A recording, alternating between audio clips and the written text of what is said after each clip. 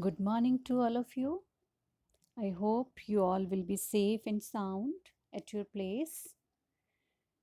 Today, we are going to start with the second chapter of chemistry. Is matter around us pure? So, in our previous chapter, chapter number 1, matter in our surroundings, we have done the physical classification of matter. Now, in this chapter, we are going to do the chemical classification of matter. How matter is classified chemically. So let's start. So matter chemical classification of matter is it is divided into two types, mixtures and pure substances. How it can be done? Can it be physically separated? If yes, then it is a mixture. If no, then it is a pure substance. Then the pure substance is further divided into two types, elements and compounds. Can it be chemically decomposed? If yes, then it is called compound, and if no, it is called element. In the same way, mixtures. Is the composition uniform? If yes, then mixture is called homogeneous mixture, for example, solution. And if no, it is called heterogeneous mixture. And a heterogeneous mixture is further divided into two types, colloids and suspensions. So that this whole description we'll do in the chapter. We'll study each and every type of matter. So let's start first of all with the pure substance and mixture.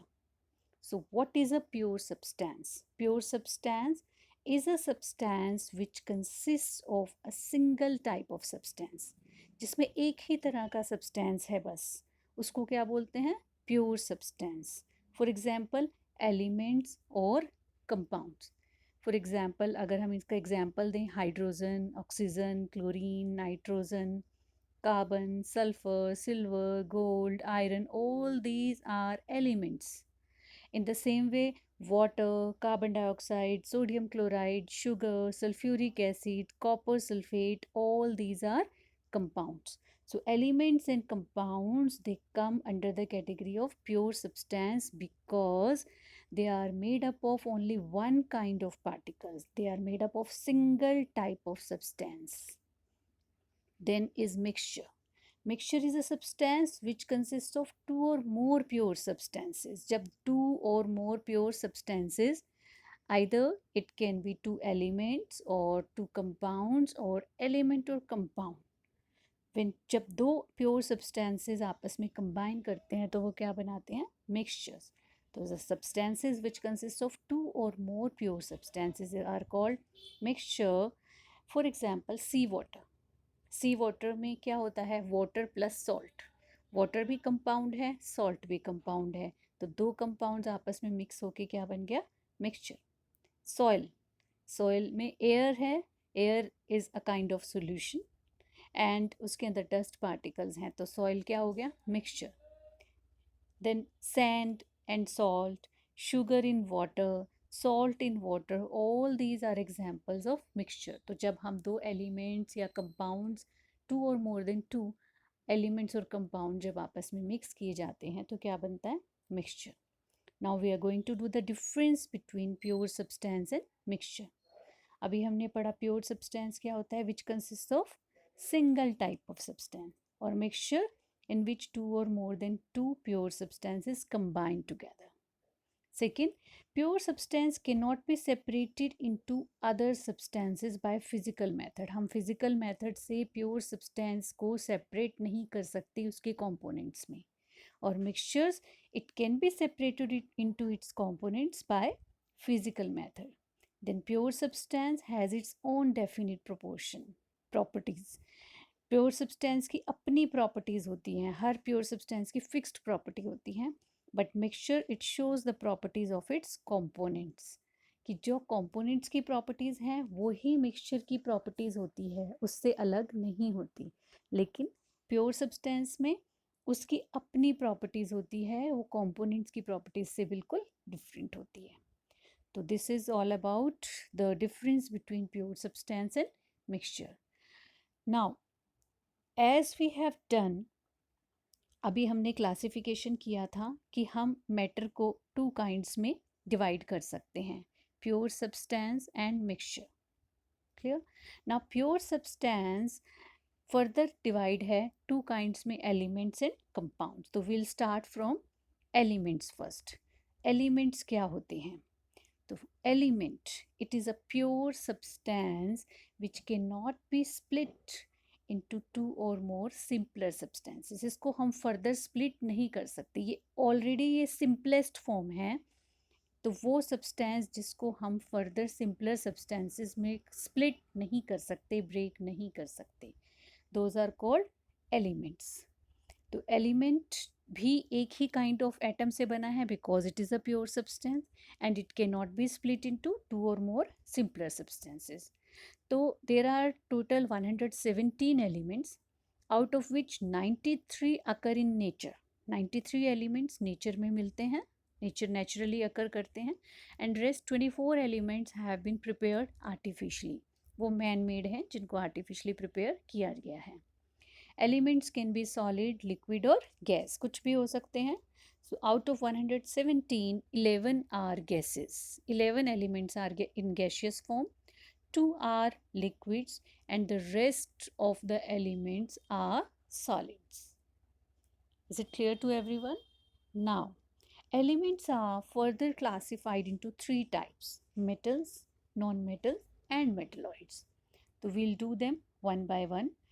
First of all, we'll discuss about metal. So metal क्या होता है? A metal is an element that is malleable, ductile, good conductor of heat and electricity. For example, copper, gold, iron, silver, aluminium, all these are metals. Then non-metals, they are non-malleable, non-ductile, bad conductors of heat and electricity. For example, sulfur, oxygen, carbon, nitrogen, all these are non-metals. And metalloids, they are mixture of metals and non-metals. They show some of the properties of metals and some of non-metals. For example, silicon, boron and arsenic. So now we are going to do them one by one. So we'll do metals first and then the non-metals. So properties. First property of metal is the state of existence. Means किस state में metal exist करते हैं? All the metals are solid at room temperature. Except, there are some exceptions that you have to learn carefully. Except mercury. Mercury एक ऐसा metal है which exists in a liquid state at room temperature. तो इसमें question आ सकता है, name a metal which exists in liquid state at room temperature, that is called mercury. Only one metal is there that exists in room temperature, mercury. अभी हमने पढ़ा था कि दो ही एलिमेंट्स हैं 117 में से जो लिक्विड स्टेट में एग्जिस्ट करते हैं रूम टेम्परेचर पे. तो उसमें से एक मेटल है और एक नॉन मेटल है. तो all the metals are solid except mercury which is a liquid at room temperature. Then lustre. Lustre means shine, चमक होती है मेटल्स के अंदर. तो all the metals they have shining surface, that is lustre. तो सभी मेटल्स आप देख सकते हैं कि गोल्ड, सिल्वर, आयरन, जितने भी मेटल्स हैं, जब हम उनके ऊपर, जब सनलाइट उनके ऊपर पड़ती है तो एक उनके अंदर एक शाइन प्रोड्यूस होती है क्योंकि वो उस लाइट को रिफ्लेक्ट करते हैं. तो all the metals are lustrous. Third property, conductivity. Metals are good conductor of heat and electricity. अब इसमें से कुछ कुछ पॉइंट्स जो एक्सेप्शंस हैं वो मैं आपको एक्स्ट्रा बता रही हूँ, वो साथ साथ आप अपनी नोटबुक्स में नोट डाउन कर लीजिए. तो best conductor of heat and electricity क्या है? Silver. Silver is the best conductor of heat and electricity. Then lead and mercury, ये इसमें एक्सेप्शन आएगी मेटल्स में कि lead and mercury are the poorest conductor of heat. Metals में poor conductor of heat क्या है? Lead and mercury also. They are the poorest conductor of heat. Then is the density. Density of metals is high. They are very high. High density है क्योंकि metals mostly metals solid होते हैं और solid के particles close होते हैं, तो density सभी मेटल्स की क्या होगी? हाई होगी. Hardness. Metals are usually hard. सभी मेटल्स क्या होते हैं? हार्ड होते हैं एक्सेप्ट सोडियम एंड पोटेशियम. अब यहाँ पर एक्सेप्शन आपने नोट डाउन करनी है. Sodium and potassium are soft metals.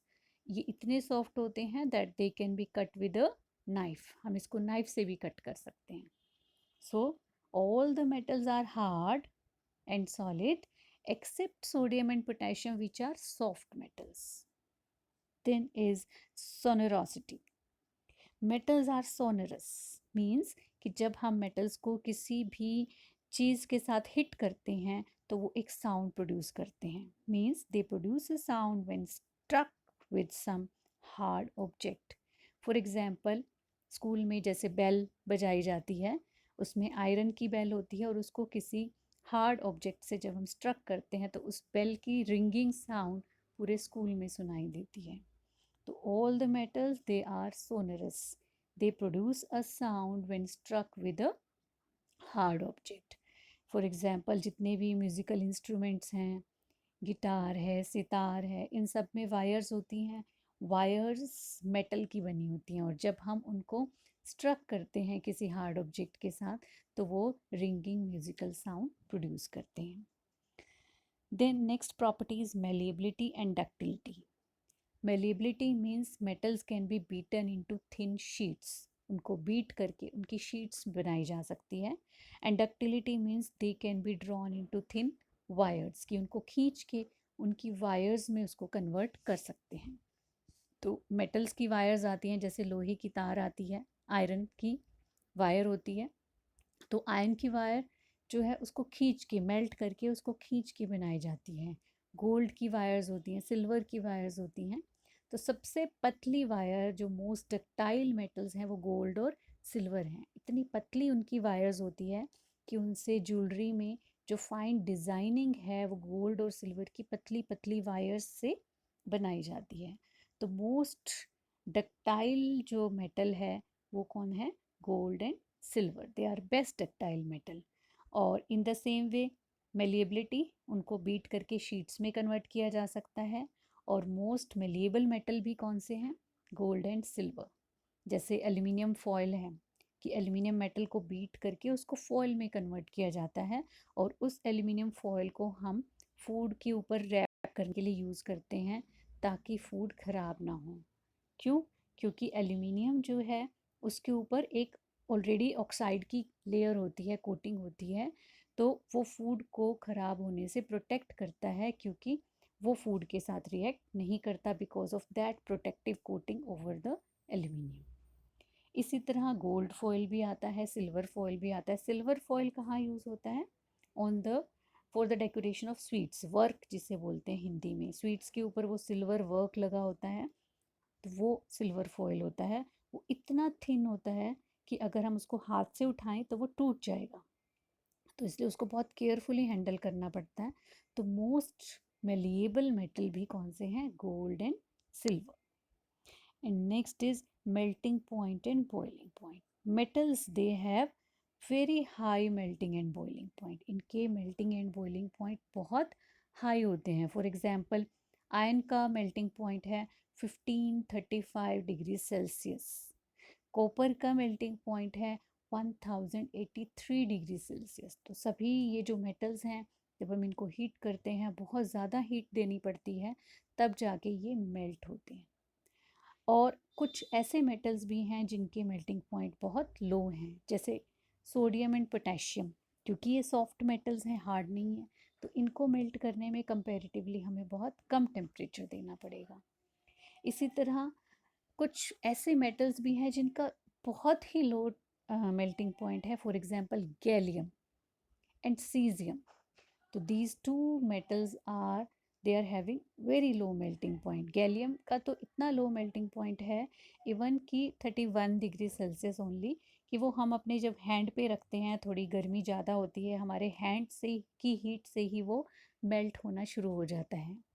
तो अगर आपको क्वेश्चन आता है name two metals which have very low melting point, तो gallium and caesium. Is it clear to everyone? So these are all the properties of metal. इसके अलावा एक और प्रॉपर्टी है मेटल की कि they are colour, they are silver और greyish in colour. Metallic silver colour के होते हैं सभी मेटल्स या ग्रेइश कलर के, except gold and copper. Gold golden colour का होता है और कॉपर जो है वो रेडिश ब्राउन कलर का होता है। बाकी सभी मेटल्स सिल्वर ग्रे कलर के होते हैं। So this is all the properties of metals. अब हम यही सब प्रॉपर्टीज करेंगे नॉन मेटल्स में। तो नॉन मेटल्स में फर्स्ट प्रॉपर्टी वही वाली कंपेयर करेंगे, स्टेट ऑफ एग्जिस्टेंस। तो नॉन मेटल्स किस स्टेट में एग्जिस्ट करते हैं? दे exist in all the 3 states of matter. Solid भी होते हैं, लिक्विड भी होते हैं और गैसेस भी होते हैं। फॉर एग्जांपल अगर हम देखें सॉलिड नॉन मेटल्स कौन से हैं? Carbon, sulphur, phosphorus, iodine, all these are solid non metals. फिर लिक्विड नॉन मेटल कितने होंगे? सिर्फ एक, क्योंकि एक ही मेटल है liquid, that is bromine, sorry that is mercury. और नॉन मेटल कौन सा है liquid? Bromine. Only liquid non metal is bromine. तो टोटल 2 ही एलिमेंट्स हैं, एक मेटल और एक नॉन मेटल। मेटल्स में मर्क्यूरी, नॉन मेटल्स में bromine, which are liquid at room temperature. Then gas, non metals में गैसेस में आएंगी जैसे oxygen, fluorine, chlorine, nitrogen, hydrogen, all these are gaseous non metals. तो non metals exist in all the 3 states. Then lustre, जैसे हमने देखा था कि मेटल सभी लश्चरस होते हैं, लेकिन नॉन मेटल्स में लश्चर नहीं आता। All the non metals are non lustrous. अब इसमें एक्सेप्शन आएगी आयोडीन। सिर्फ आयोडीन एक की जो क्रिस्टल है उसके अंदर एक ब्राइट लश्चर होता है। Only the crystal of iodine they have bright lustre. या फिर ग्रेफाइट में भी थोड़ा बहुत होता है। तो iodine and graphite they are lustrous in non metals. Then is conductivity. Metals में क्या थी? Metals were good conductor of electricity. Non metals जो होंगे हीट एंड इलेक्ट्रिसिटी के poor conductors, they are poor conductors of heat and electricity. अब इसमें exception आएगा graphite. Graphite non metal में एक ऐसा नॉन मेटल है जो गुड कंडक्टर है इलेक्ट्रिसिटी का, इसीलिए इसको इलेक्ट्रोड्स बनाने में यूज़ किए जाते हैं सेल्स के अंदर, क्योंकि ये इलेक्ट्रिसिटी कंडक्ट करता है। तो non metals are poor conductor of heat and electricity except graphite. Then density, metals की डेंसिटी हाई थी, नॉन मेटल्स की डेंसिटी लो होगी। हार्डनेस, मेटल्स सभी हार्ड थे except sodium and potassium. Non metals क्या होंगे? सभी सॉफ्ट हैं। All the non metals are soft except diamond. जो डायमंड और ग्रेफाइट है दोनों कार्बन के ही बने होते हैं, कार्बन की ही एलोट्रॉपिक फॉर्म्स हैं। एलोट्रॉपिक फॉर्म्स क्या होता है कि जब कोई एलिमेंट एक से ज़्यादा फॉर्म में नेचर में एग्जिस्ट करता है तो उनको बोलते हैं उसकी एलोट्रॉपिक फॉर्म। तो कार्बन जो नॉन मेटल है वो उसकी 2 एलोट्रॉपिक फॉर्म्स हैं, एक ग्रेफाइट और दूसरा डायमंड। तो ग्रेफाइट जो है उसकी एक्सेप्शन ये है कि it is a good conductor of electricity. और डायमंड की क्या एक्सेप्शन है? It is the hardest substance known. वैसे सभी नॉन मेटल सॉफ्ट होते हैं एक्सेप्ट डायमंड, और डायमंड इतना हार्ड होता है कि सभी सब्सटेंसेस से हार्ड होता है, इसीलिए डायमंड को ग्लास कटिंग टूल्स की फॉर्म में यूज़ किया जाता है क्योंकि ये हार्डेस्ट सब्सटेंस है। Next is sonority. सोनरस, सभी अभी हमने पढ़ा था कि metals, all the metals are sonorous, और non metals they are non sonorous. They don't produce any sound when they are struck with some hard object. ठीक है, तो no sound is noticed in their case. Next is malleability and ductility. Metal सभी malleable और ductile थे, non metal कैसे होंगे? Non malleable and non ductile. ना तो हम इनकी शीट्स बना सकते हैं नॉन मेटल्स की, ना ही हम इनको वायर्स में कन्वर्ट कर सकते हैं, क्योंकि जब हम इनके ऊपर हैमर से स्ट्रक करेंगे तो ये ब्रेक हो जाएंगे क्योंकि ये ब्रिटल होते हैं। Next melting and boiling point, सभी मेटल्स के melting and boiling point hard होते हैं और नॉन मेटल्स के melting and boiling point usually metals के हाई होते हैं, नॉन मेटल्स के यूजुअली लो होते हैं, they have low melting and boiling point. ठीक है, एक्सेप्ट इसमें आएगा ग्रेफाइट। ग्रेफाइट 3700 डिग्री सेल्सियस उसका मेल्टिंग पॉइंट होता है। तो एक्सेप्शन अगर हम नॉन मेटल्स में लें, किसका मेल्टिंग पॉइंट हाई होगा? ग्रेफाइट का। और लास्ट में कलर हमने किया था, सभी मेटल्स का कलर कैसा होता है? Greyish, silver grey. और नॉन मेटल्स जो होते हैं वो ऑलमोस्ट सभी डिफरेंट कलर्स के होते हैं। For example sulphur yellow colour का होता है, ग्रेफाइट ब्लैक, फॉस्फोरस रेड या वाइट, रेड फॉस्फोरस भी होता है, वाइट फॉस्फोरस भी होता है। क्लोरीन का कलर येलोइश ग्रीन होता है, bromine reddish brown, hydrogen and oxygen colourless होते हैं। तो non metals they exist in all the colours. Now these are some exceptions of non metals जो भी हमने पढ़ा है कि नॉन मेटल्स दे आर इधर इन सॉलिड और gaseous state except bromine that is a liquid. Non-metals they usually do not have luster except iodine. They do not possess the property of hardness except carbon in the form of diamond, and it is the hardest substance known which also has high melting and boiling point. And they do not conduct electricity except graphite. Graphite क्या है? Allotrope of carbon है. So these are the different properties of metals and non-metals. You can compare their properties also. Now, the third kind of elements are metalloids. So elements are further divided into three kinds: metals, non-metals and metalloids. Metals and non-metals we have done. Now metalloids. As I told you earlier that metalloids are the pure substances or the element that consists of the properties of both metals as well as non-metals. The elements classified as metalloids have physical properties of both metals and non-metals. Some are shiny, some are dull. They are somewhat malleable and ductile and can conduct heat and electricity at a lesser level than metals. तो metals से इनकी properties बहुत कम होती है और non metals से थोड़ी सी ज़्यादा। तो इन बिटवीन प्रॉपर्टीज़ ये शो करते हैं दोनों की। जैसे कि फॉर एग्जांपल मेटलॉइड्स के एग्जांपल्स हैं बोरोन, सिलिकॉन एंड आर्सेनिक। तो इसमें अगर आपको पूछें what are metalloids, give some example, so you can give metalloids are the elements which shows the properties of both metals as well as non-metals. For example, boron, silicon and arsenic. These are the metalloids. So I hope all these topics will be clear to you. So thank you for watching this video. Rest of the topics we'll do in our next video.